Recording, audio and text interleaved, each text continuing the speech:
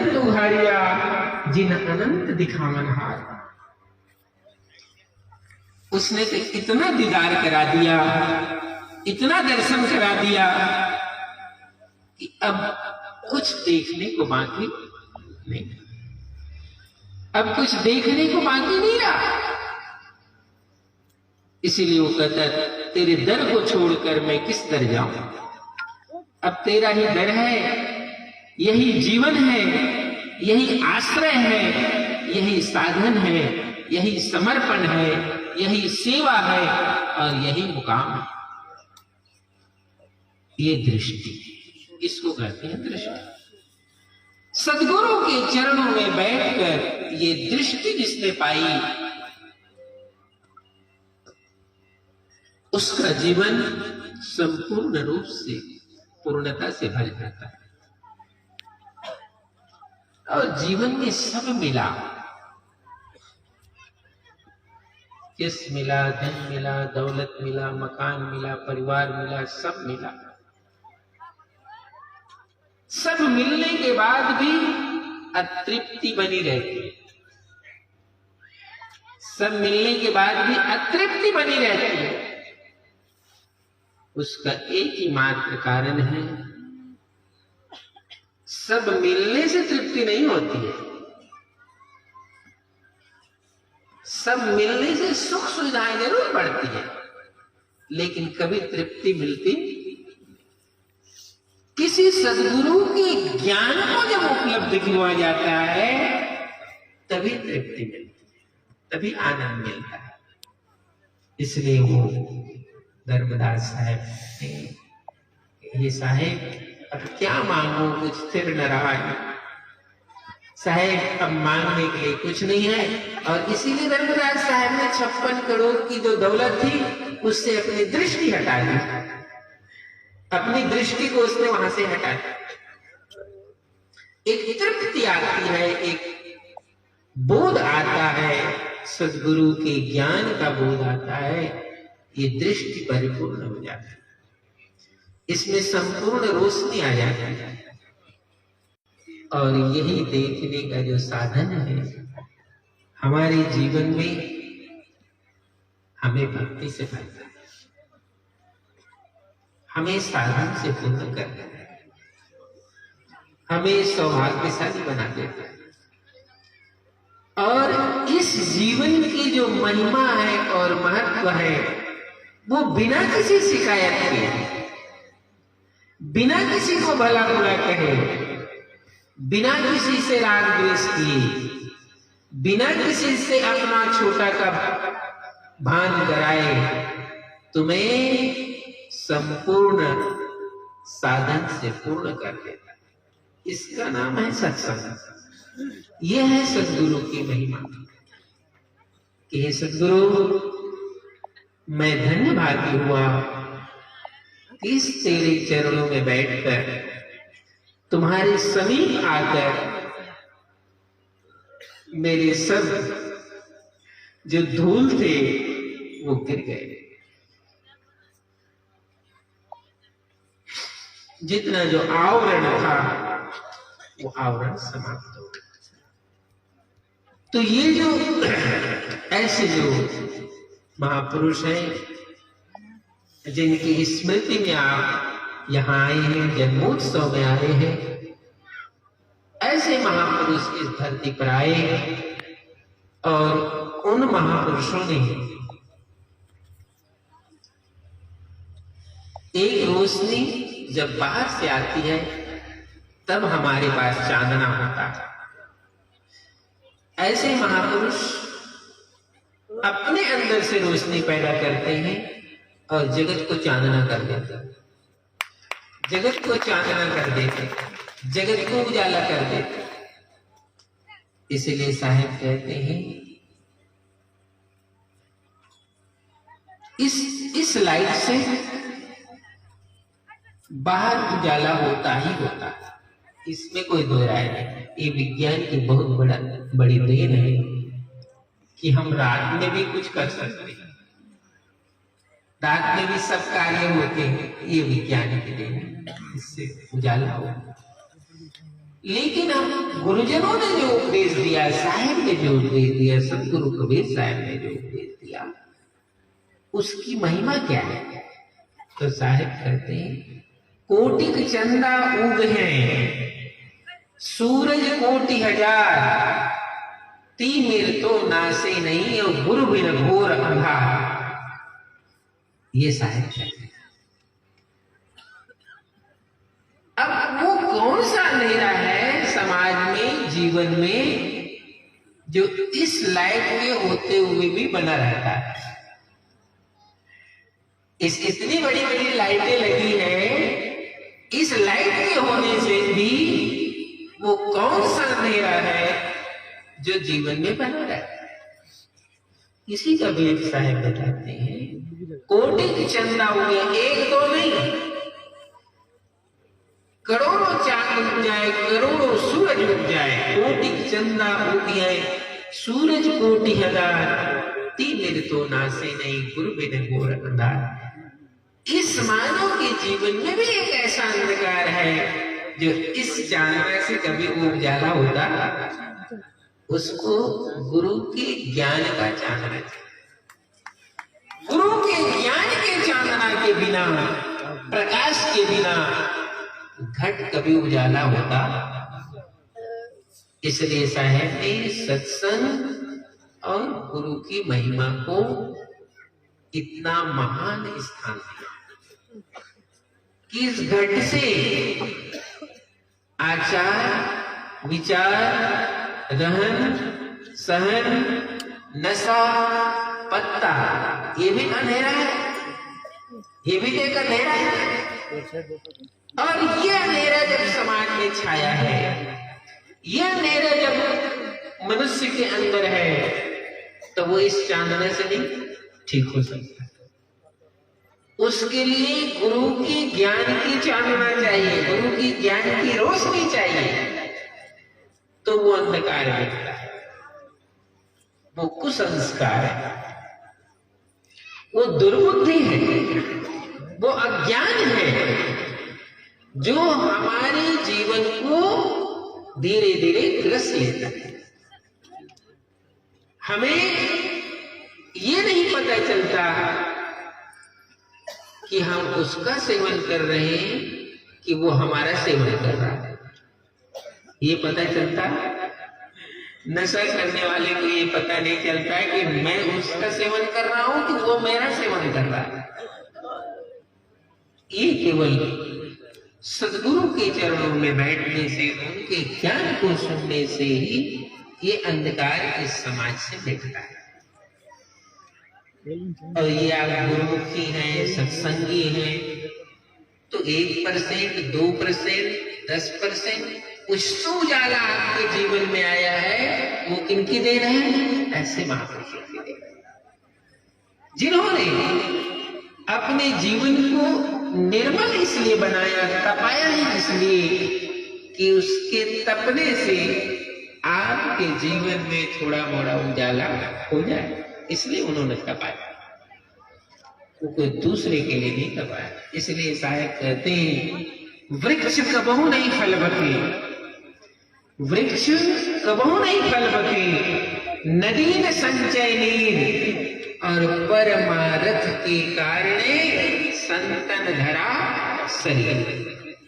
इस जगत में संत का जीवन, महापुरुषों का जीवन किस लिए है? परमार्थ के लिए, अपने लिए नहीं। वो परमार्थ के लिए बहुत कुछ सहन करते हैं, त्याग करते हैं। वो किस लिए? कि मेरे त्याग करने से, मेरे त्याग करने से यदि समाज को फायदा हो जाए, कृतार्थ हो जाए, तो वो त्याग शायद करते, महापुरुष करते हैं। एक प्रसंग आता है, सदगुरु कबीर साहेब काशी से मगहर गए। साहेब काशी से मगहर गए, तो साहेब को काशी से मगहर जाने की क्या जरूरत है? साहेब को काशी से मगहर जाने की क्या जरूरत है? ज्ञान की भूमि काशी, दुनिया काशी जाना चाहती है और साहेब काशी से मगध गए। क्यों गए? क्योंकि ये सद्गुरु ही करुणा कर सकते हैं इस जगत में। मैंने कहा ना, सद्गुरु ही करुणा कर सकते हैं। करुणा का जन्म उन्हीं के हृदय में होता है। संसार के हृदय में जो कुछ जन्म होता है उसमें कुछ स्वार्थ का आवरण भी होता है। सद्गुरु जब करुणा करते हैं तो वो उसमें आवरण नहीं होता है, आवरण मुक्त करुणा होती है। तो साहेब मगध गए। साहेब का मगध जाना भी करुणा से भरा हुआ है कि दुनिया समझती है कि मगध स्थापित क्षेत्र है, मगध के स्थान को साथ मिला हुआ है। मगध की भूमि का नाम लेने से लोग भयभीत हो जाते हैं। तो मैं इस जगत में इसी भय को तो दूर करने के लिए आया हूं। अब काशी में तो सब निर्भय है, इनको दूर करने की जरूरत नहीं है। मैं वहां जाऊंगा जहां अंधेरा है, जहां अंधेरा है मुझे वहां जाना है। इसलिए साहेब कहां गए? मगध गए। काशी से साहेब मगध गए और काशी से जब मगध गए तो पता नहीं जन्मों जन्मों की ये धारणा थी कि मगध का जो भूमि है वो किसी ने श्राप दे दिया है कि इस भूमि में जो भी शरीर छोड़ेगा वो मुक्त नहीं हो सकता। साहेब इसलिए मगध गए। तो इस जगत में जो महापुरुष हैं, मैंने कहा ना, वो जीवन अपने लिए धारण नहीं करते हैं, वो करुणा करने के। जगत में देखते हैं कि यहाँ अंधकार है और पीढ़ियों से अंधकार है, उस अंधकार को मिटाने के लिए महापुरुष करुणा करते हैं। सदगुरु कबीर साहब मगध गए और उस सब साप को मुक्त कर दिया। उस साप से उस भूमि को मुक्त कर दिया कि जिसके जीवन में उजाला है, प्रकाश है, जिसके जीवन के आदत आचरण रहन सहन शुद्ध है, पवित्र है, साचे साप न लागिया, साचे काल न खाए, साचे ही साचा जो चले ताकू का नसाए। इस ताकत को सदगुरु कबीर साहब ने मगध में जाकर स्थापित कर दिया। जैसे साहब ने काशी लहरताला में कमल पुष्प पर प्रकट हुए, ऐसे ही मगध में जाकर साहब कमल पुष्प पर विलीन हो गए। ये करुणा करते। तो जगत में जो महापुरुष है उनके जीवन का जो त्याग है, उनका जीवन का जो समर्पण है, उनका जीवन का जो तप है, वो स्वयं के लिए नहीं, वो समाज के लिए। और कभी कभी हमारी इस भारत भूमि में अनेक समाजों में, अनेक क्षेत्र में, अनेक गांवों में ऐसे संत महापुरुषों का आगमन होता है कि उस समाज को उसकी जरूरत है। उस समाज को दीप जलाने के लिए, उस समाज को ज्ञान देने के लिए, उस समाज के लोगों को राह बताने के लिए उनका संत के रूप में उस समाज में आना होता है और ज्ञान की ज्योत जलाने। तो ऐसे इस पूरे क्षेत्र में यही उपदेश देते हैं कि साहेब के वाणी वचन के द्वारा इस लोगों तक ये ज्ञान का दीप जलाया जाए। जो साहेब ने, गुरु महाराज ने इन सबको आज्ञा दी, हम सबको आज्ञा दी कि ये मेरा जो वचन है, उपदेश है, उसको इस जगत में लोगों को सुनाना, लोगों को बताना, लोगों को जगाना। संतों का काम है लोगों को जगाना, जागृत करना। तो ये जागृत भूमिका में हम यहाँ बैठे हैं। सत्संग का मतलब होता है जागृत भूमिका। जागृत भूमिका में बैठा हुआ जो साधक है, उसी के जीवन में जागृति का असर होता है, प्रेम और करुणा का असर होता है। तो इस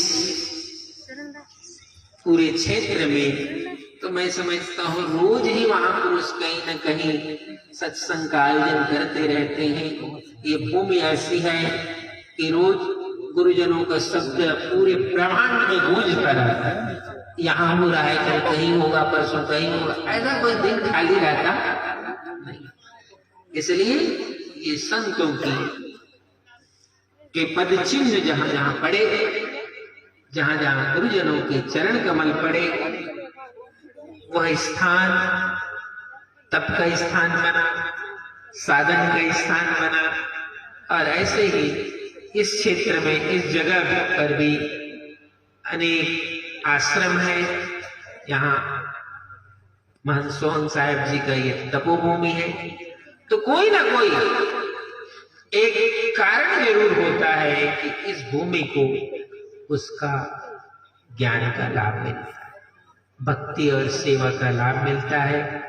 और इस क्षेत्र के जो लोग हैं उनको उस अमर वृक्ष जो कहते हैं, ये गुरुजन तो अमर वृक्ष है, अमर वृक्ष की छाया में, क्योंकि वृक्ष जहां होगा वहीं की छाया होगी। वृक्ष नहीं होगा तो कहां से छाया लाओगे? तो ये संत अमर वृक्ष, इनके सानिध्य में ये छाया मिलती है। और सदगुरु कबीर साहब की कृपा, उनकी दया, उनका उपदेश, उनकी करुणा यदि जिस जिस हृदय को छू जाता है, जिनके कानों में पड़ जाता है और जिनकी दृष्टि पड़ जाती है ऐसे ज्ञान उपदेश के प्रति, तो उसमें धीरे धीरे धीरे धीरे जागृति जरूर आती है। और गुरुजन महापुरुष इसी के लिए इस धराधाम पर आए, इस धरती पर आए। और हो सकता है लोगों को समय लगता है उनको पहचानने में, उनके भेद को जानने में, और उसका भी कारण है समय लगने का, क्योंकि मनुष्य का जो स्वभाव है वो सुख में सोने का होता है और दुख में जागने का। मनुष्य का स्वभाव क्या होता है? सुख में सोने का और दुख में जागने का। तो जब तक जीवन में कोई दुख नहीं आता है तब तक साहब का आश्रम बगल में है वो भी नहीं दिखता है। जब कोई दुख आता है, जब कोई कष्ट आता है, तो ढूंढते फिरते साहब के पास आ जाते हैं। चलो ना हम रमैया साहब के पास जाएं, अपना पोथा लेकर, साहब ये हो रहा है, वो हो रहा है, ऐसा हो गया, वो हो गया, पता नहीं क्या क्या हो गया। तो साहब कहते मैं तो कब से यहाँ बैठा हूं, तुम आज दर्शन दे रहा है, तो आज क्यों दर्शन दे? वो ऐसा नहीं है कि साहब कहते हैं दुख में सुमरण सब करे और सुख में करे न। ये जब दुख आता है तो हम थोड़ा जागते हैं, और जब तक सुख रहता है वो जागता नहीं। तो साहब ने तो भक्ति के लिए इतनी ऊंची अवस्था कही, दुख भी जरूरी है। सुख के माथे सिला पड़े जिन नाम दियो बिसराय, बलिहारी वह दुख की जो हरदम नाम रटाए। अच्छा हुआ कि थोड़ा सा दुख आ गया, मुझे पता तो चला कि साहब का स्थान बगल में। ये दुख नहीं आता तो मुझे तो पता ही नहीं चलता था कि साहब का स्थान भी बगल में। तो अच्छा हुआ थोड़ा दुख भी आ गया। तो दुख जीवन में जब आता है तो हमारी चेतना थोड़ी ऊपर उठती है। अपनी जो आपने जो परिधि बांध रखा है, दुख आपको उस परिधि से बाहर ले जाता है, सुख आपको परिधि में घेर कर रखता है। सुख कहाँ रखता है? परिधि में घेर कर रखता है, और दुख आपको अपनी परिधि से बाहर ले जाता है। तो दुख जब परिधि से बाहर ले जाता है तो प्रार्थना का जन्म होता है। प्रार्थना का जन्म तभी होता है, हम प्रेयर इसको कहते हैं। प्रार्थना का जन्म दुख से संबंधित होता है। दुख आता है तो प्रार्थना का जन्म होने लगता है। फिर थोड़ी सी और फिर दृष्टि बनती है तो कोई गुरुजनों को ढूंढने निकल जाता है। अब तो इस दुख की कोई निवृत्ति कहीं है तो साहब लोगों के चरणों में, साहब के पास है, चलो ढूंढने में। एक परिधि से तुम्हें बाहर ले जाता है, वो क्या है? वो दुख है। तो साहब कहते हैं कि इस जगत में थोड़ा सा दुख भी आया तो शायद मुझे चेताने के लिए आया, मुझे जगाने के लिए आया। ये नहीं आता तो हो सकता है मैं जग ही नहीं सकता, ये तो थोड़ी जगा दी, अच्छा हुआ दुख आया तो थोड़ा जग गए। तो इस समाज को, इस मानव को कितने जतन से, कितने वेद से, कितने भावों से गुरुजनों ने जगाया। जागो उठ जाग मुसाफिर, भोर भई अब रहे कहाँ। जो सोवत है, जो सोवत है सो खोवत है, जो सोवत है सो खोवत है, जो जागत है सो पावत है। उठ जाग मुसाफिर, भोर भई अब रहे कहाँ। जो सोवत है। तो ये महापुरुष सुनकर इस जगत में आना, ये मानव को जगाने के लिए, इस समाज को जगाने के लिए। तो ये जो भूमि है, संत है, महापुरुष है, इनका जो भी त्याग है, तप है, साधन है, वो के मानव समाज को जगाने के लिए, समाज को उन्नत बनाने के लिए। संत का काम है नशा, पत्ता, आदत, आचरण को शुद्ध करे, पवित्र करे, ये संतों का काम। और सतगुरु कबीर साहब इसीलिए सत्संग की और गुरु की सबसे ऊंची महिमा बताई, इससे ऊंची कोई दूसरी महिमा नहीं। इस महिमा को यदि हम जान जाते हैं तो हमारे जीवन में सत्संग आता है। इस महिमा को यदि हम जान जाते हैं तो हमारे जीवन में गुरु का आशीर्वाद आ जाता है। इस महिमा को जान जाते हैं तो ये पैर चलकर उस मुकाम तक पहुंच जाता है। ढूंढने तो निकल ही जाता है, ये पैरों से हम चलकर जाते हैं। तो ऐसा ही जो पावन अवसर आपके बीच आया, मान सोम साहब जी का बहुत आग्रह रहा कि साहब आना ही है, आना ही है, और मैं आया आपके बीच। वैसे कल मैं जब बनारस से चला, सुबह ही मुझे ठंडी लग गई, मतलब कहते हैं क्या कहते हैं, सर्दी हो गई, बहुत ज्यादा हो गई। बहुत कल पूरे दिन में मास्क लगाया, पूरा दिन फ्लाइट में, एयरपोर्ट पर बैठा रहा 4 घंटा, मास्क में हटाया नहीं। तभी लगता आपकी बात बोल पाया। यदि मास्क खोल देता तो वो सर्दी, यहाँ से भी सर्दी जाती है, क्योंकि बनारस में बहुत ठंडी थी। तो ढेर सारी शुभकामनाएं आप सबके लिए। संत महंत साहब विराजित हैं और आप सत्संगी सभी के लिए साहेबंदी साहेबंदी।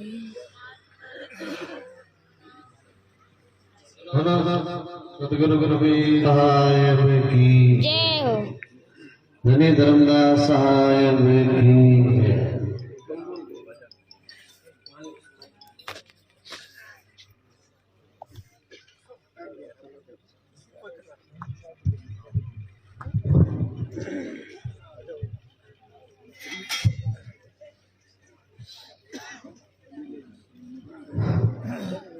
एक बार जोर से जयकारा लगाओ सतगुरु कबीर साहब का, जो सतलोक तक आवाज पहुंचे।